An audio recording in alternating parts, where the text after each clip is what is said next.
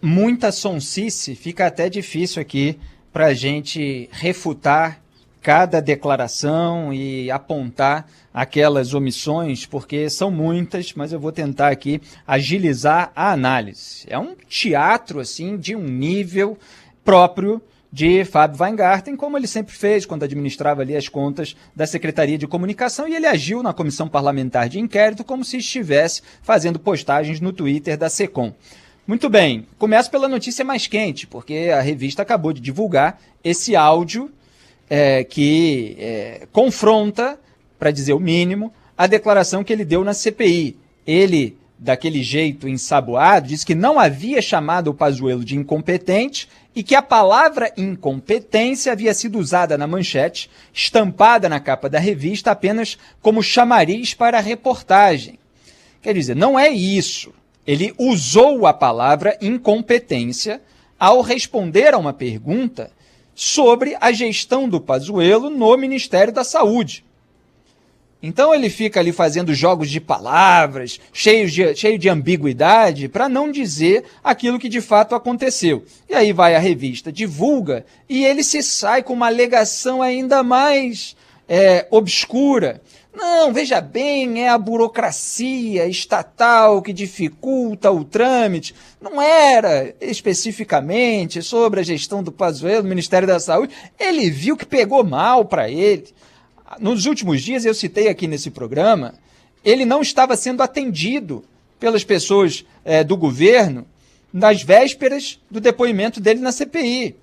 Porque ele tentou aliviar a barra do presidente, mas responsabilizando o Pazuello, general, ex-ministro da Saúde. E, obviamente, o Pazuello está lá mexendo seus pauzinhos também dentro desse núcleo bolsonarista para ficar protegido quando vier a depor. Tanto que a AGU está aí, fazendo recurso para que ele possa ficar em silêncio. Ele precisa do apoio do Bolsonaro, Bolsonaro precisa do apoio dele, para não ser incriminado. Então pegou muito mal a entrevista do Weingarten à Veja, e aí ele tenta se consertar e vai se enrolando cada vez mais. Então qual foi ali a pergunta do repórter? Foi negligência ou incompetência? E o Weingarten respondeu usando 2 vezes a palavra incompetência. Se vocês forem ouvir com cuidado o áudio, ele fala incompetência.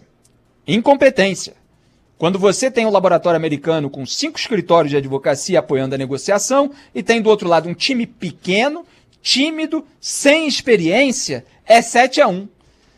Então veja que não é nem que ele chamou apenas de incompetente na prática, usando a palavra incompetência para se referir ao Ministério da Saúde. Ele chamou de incompetente, de time pequeno, tímido, sem experiência e que está tomando uma goleada de 7-1, que é uma referência que se tornou, lamentavelmente, em termos esportivos, tradicional aqui no Brasil, depois da derrota da seleção brasileira na Copa do Mundo para a Alemanha por 7-1. Então ele esculhambou a gestão do Pazuello, aliviando a barra do Bolsonaro. Lembram quando eu comentei aqui no programa que ele dizia que o presidente estava sendo mal assessorado, as informações que estavam chegando para ele não eram as informações corretas. Foi nessa linha a declaração do Fábio Weingarten na entrevista que ele havia dado, como se a pandemia fosse um assunto secreto tratado exclusivamente no mundo em gabinetes de Brasília e o Bolsonaro estivesse recebendo informações exclusivas de uma inteligência errada, que nem a gente vê nessas reportagens sobre armas de destruição em massa em outros países. Aí as agências de inteligência estavam dizendo que tinha, depois foi lá, viu que não tinha, aí tem gente que acusa que tiraram do lugar e tal. Bom, a pandemia é uma situação completamente diferente. Não se trata de relatório de inteligência secreto a respeito do que um outro país está escondendo. Não, se trata de um fenômeno mundial que já havia deixado um rastro de mortes. Então, o Bolsonaro estava aqui, supostamente dentro da realidade, mas no universo paralelo mental bolsonarista, e é por isso que existe a CPI da Covid, porque ele agiu de acordo com as ideias do universo paralelo, do negacionismo. E aí vem a realidade, se impõe, traz 400 e mais dezenas de milhares de mortos, número que vai subindo a cada dia no Brasil, e a situação fica ruim para eles. Muito bem, então o áudio deixa claro que ele estava fugindo com a descrição real dos fatos. né? Isso é o primeiro ponto. Ainda houve, inclusive, uma informação dada pela própria Pfizer ao site O Antagonista de que todas as negociações para a compra de vacinas contra a Covid foram realizadas diretamente pela companhia com o Ministério da Saúde e que apenas o escritório Pinheiro Neto tem apoiado a Pfizer nos assuntos relacionados à vacina no Brasil. Portanto, o Weingarten falou que eram 5 escritórios de advocacia, também está errado isso de acordo com a declaração da Pfizer. Era apenas um escritório de advocacia. Então, quer dizer, só vai se enrolando. Aí vamos ao episódio da carta da Pfizer, tantas vezes citada aqui nesse programa, a carta que a Pfizer mandou em setembro, depois das 2 propostas originais em agosto. Falei muitas vezes aqui, mandou uma carta dizendo da importância da vacinação, cobrando celeridade e mostrando que o governo não estava respondendo às propostas originais. Eu tenho essa carta aqui na mão. E em determinado momento, ela diz aqui, na luta contra a Covid-19, uma vacina é parte crítica para lidar com a crise de saúde global, diminuindo as taxas de infecção, doença e morte em todo o mundo. E aí faz ali todo o apelo para que se feche o acordo. É uma carta longa, não dá para a gente falar aqui todos os trechos, mas contém esse tipo de informação, de cobrança e de tentativa de se estabelecer uma parceria para que o povo brasileiro pudesse ser imunizado. A proposta original é de 70 milhões a serem fornecidos até o fim deste ano de 2021, mas a proposta foi feita lá em 2020 com doses de vacina sendo oferecidas já a partir de dezembro do ano passado, que não aconteceu por causa da rejeição por parte do governo. Eram 3 milhões até fevereiro, sendo 1,5 milhão ainda em dezembro de 2020. Na segunda proposta, eles reiteraram, corrigiram ali os números iniciais ainda para mais, e seriam 7 milhões até maio. E o Brasil acabou de receber 1 milhão só em maio. Quer dizer, está recebendo 6 milhões a menos de vacina porque foi para o final da fila, em razão do seu negacionismo inicial. Achavam que não era importante. Aliás, cada hora o governo dissemina e as pessoas no seu entorno novas alegações para que o presidente não tenha fechado, por meio do Ministério da Saúde, esse acordo com a Pfizer. Está surgindo aí na imprensa agora alegações de que achava que as outras vacinas da AstraZeneca e da Coronavac, que era desdenhada pelo presidente, já dariam conta da imunização no Brasil. Quer dizer, cada hora parece uma desculpa.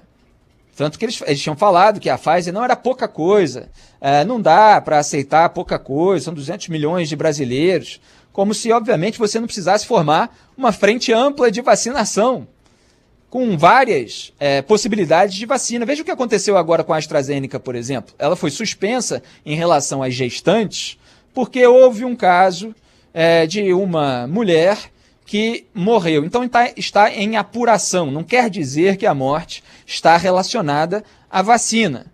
Mas como uma pessoa que tomou vacina morreu, se suspende a vacina para gestantes e se faz a apuração a respeito desse caso. Da última vez que isso aconteceu, no caso da Coronavac, se descobriu que o voluntário tinha se suicidado. Quer dizer, não tinha nada a ver com a aplicação da vacina, os estudos clínicos foram retomados normalmente. O Bolsonaro é que tentou explorar isso de uma maneira asquerosa, dizendo mais uma que o Bolsonaro ganha, quer dizer, na prática celebrando a morte, que depois se revelou um suicídio. Dessa vez não vamos fazer com a AstraZeneca aquilo que ele fez com a Coronavac. E aqui no Rio de Janeiro, como eu comentei no programa matinal, local, Jornal Band News Rio, primeira edição, já houve a recomendação para que as grávidas tomem outra vacina. E eu estava comentando justamente a importância de você ter várias vacinas, porque a qualquer coisa que acontece, faltou o insumo, tivemos um problema de produção, ou houve um caso de suposto efeito adverso e tal. Bom, você tem outras farmacêuticas para atender a população. Há só uma nuance aqui, por utilidade pública vale a pena falar, quem tomou a primeira dose da AstraZeneca não deve tomar as outras, mas quem não tomou nenhuma, entre as gestantes, repito, pode tomar da Pfizer. Aqui no Rio, isso tudo foi devidamente divulgado aqui localmente. Então, você tem aí essa carta da Pfizer e vocês vejam que o Weingarten se refere a um comunicado que lhe fez o dono de uma emissora governista de TV, 2 meses, na prática, depois do envio da carta da Pfizer, para dizer, olha, porque ele é ligado lá a alguém da Pfizer, ele falou, olha, me disseram aqui que o governo não respondeu a proposta da Pfizer. Vejam com que tipo de gente que o Brasil estava supostamente contando para lidar com a crise sanitária. Pessoas que não tinham respondido a carta sobre o processo de aquisição de vacina durante a pandemia. E aí precisou o dono de uma emissora governista alertar o então secretário de propaganda do governo, porque essa é a realidade. E aí ele falou, não, aí fui olhar e tal, não sei o quê. Quer dizer, é um nível de descaso tremendo. E faz bem a CPI em trazer tudo isso à tona, colocar a ordem na cronologia dos fatos e apurar a devida responsabilidade. Agora, teve muito mais no depoimento do Weingarten. Ele se fez de sonso a respeito da campanha Brasil Não Pode Parar, uma das campanhas mais perversas que foram lançadas em rede social, com divulgação nas contas, no começo da pandemia, como se o Brasil tivesse que continuar como se estivesse em condições normais de temperatura e pressão. Não estava. Tem um vírus invisível que estava matando as pessoas em todo o mundo e começou a matar no Brasil.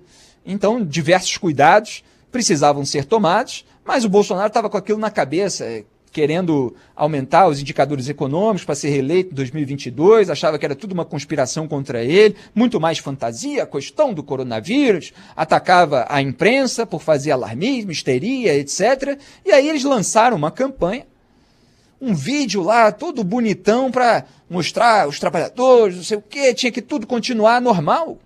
Era isso, essa normalidade que pregava o Bolsonaro, chamando de maricas, de frouxos, quem se submetesse aos devidos cuidados para preservar a sua própria vida, né? Como se fosse uma grande coragem e não um gesto de estupidez, você se expor à morte sem a menor necessidade.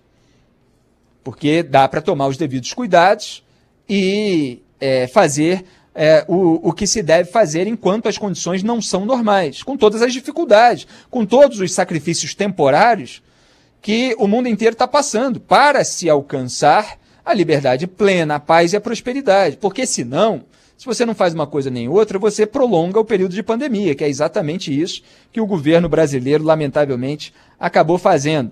Então o Weingarten disse que ele não se lembrava de se a campanha O Brasil Não Pode Parar saiu mesmo lá da Secretaria de Comunicação. É o cúmulo da sonsice. O ex-secretário de propaganda dizendo, não lembro e tal. Eu apontei isso várias vezes meses atrás, ele fingiu que uma campanha não foi lançada quando houve a cobrança ali de determinados órgãos a respeito daquele conteúdo. Apagaram tudo e fingiram que não haviam publicado. Né? É o negacionismo a respeito das próprias atitudes negacionistas. É um caso bastante curioso, é um negacionismo ao quadrado. Então teve mais esse episódio de sonsice. Também teve as declarações a respeito das recomendações de hidroxicloroquina. Fingiu que não havia postagens nas contas oficiais recomendando hidroxicloroquina, tratamento precoce. E aí o pessoal do Twitter, eu já tinha postado isso meses atrás, porque eles já estavam com esse discurso sonso há muito tempo. Mas o sujeito vai lá na CPI e mente, né, descaradamente. Então o pessoal do Twitter estava lá tirando do baú todos aqueles prints. Eu tenho vários aqui, postagens do Ministério da Saúde, da Secretaria de Comunicação. Você tem lá, SECOM, conta oficial da SECOM, com selo de verificação. O Ministério da Saúde divulgou novas orientações para o uso de cloroquina ou da hidroxicloroquina no tratamento precoce de pacientes diagnosticados com Covid-19. Agora, crianças, gestantes e adolescentes que fazem parte dos grupos de risco também podem ser tratados com os medicamentos. Então, estavam receitando um medicamento ineficaz para crianças, gestantes e adolescentes. Vejam a gravidade disso. E tem mais uma série de postagens.